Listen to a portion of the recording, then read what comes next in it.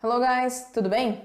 Então pessoal, hoje eu resolvi tirar uma dúvida que aparece constantemente em inglês, que é sobre como eu uso o verbo to be no passado, né? Então assim, muita gente às vezes sabe a questão que existe o verbo to be, mas a gente às vezes nem sabe o que é e nem como usa, tá? Então assim, meu nome é Natália Passos e hoje eu vou mostrar para vocês como é que eu uso o verbo to be no passado, tá? Primeira coisa, se você ainda não sabe o que é o verbo to be nada mais é do que o verbo ser e o verbo estar em português, tá? Então, toda vez que eu utilizo um desses dois verbos nas minhas frases, o verbo ser ou o verbo estar, eu estou utilizando o verbo to be, tá? Então, hoje a gente vai ver como é que eu utilizo ele no passado, tá? Bom, se vocês olharem aqui, eu coloquei was, you were, tá? Was, you were. Essas duas são as conjugações das formas que o verbo to be vai aparecer então no meu simple past, na minha forma do passado. Então, quando eu quero falar eu estava em casa, ela era minha amiga, toda vez que eu estiver usando esse verbo ser ou esse verbo estar em inglês no passado, eu vou estar utilizando ou was ou were. Tá? E aí eu só vou ter que cuidar com qual pessoa, com qual sujeito, com qual pronome eu vou utilizar cada um deles. E isso, galera, é decorando, é praticando para conseguir fixar e não cometer esse erro de trocar. Então cuidem bastante. Was eu vou sempre utilizar com as pessoas I, he, she, it.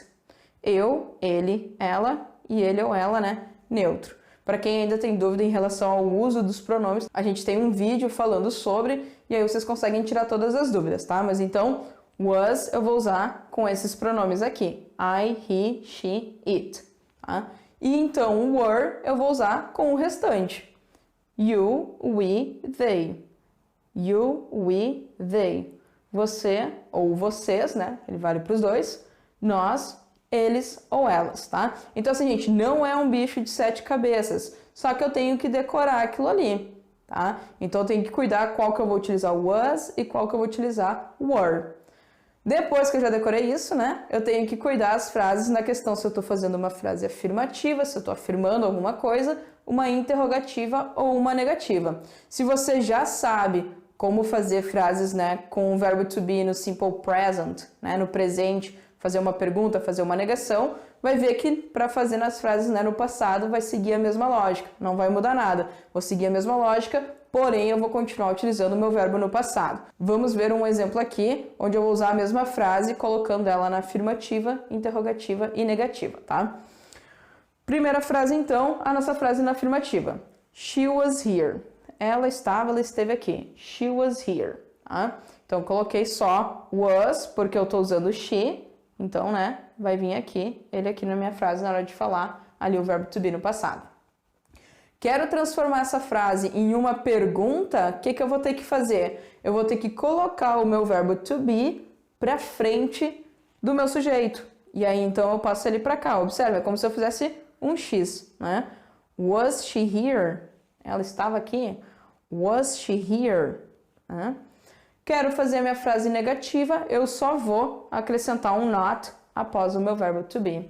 She was not here, tá? Então, uma dica bem importante para quem está aprendendo inglês agora e está aprendendo, a fazer frases no passado. Gente, quando eu utilizo o verbo to be, eu não vou usar meus auxiliares para fazer perguntas e nem para fazer negativas. Ele mesmo vai fazer isso.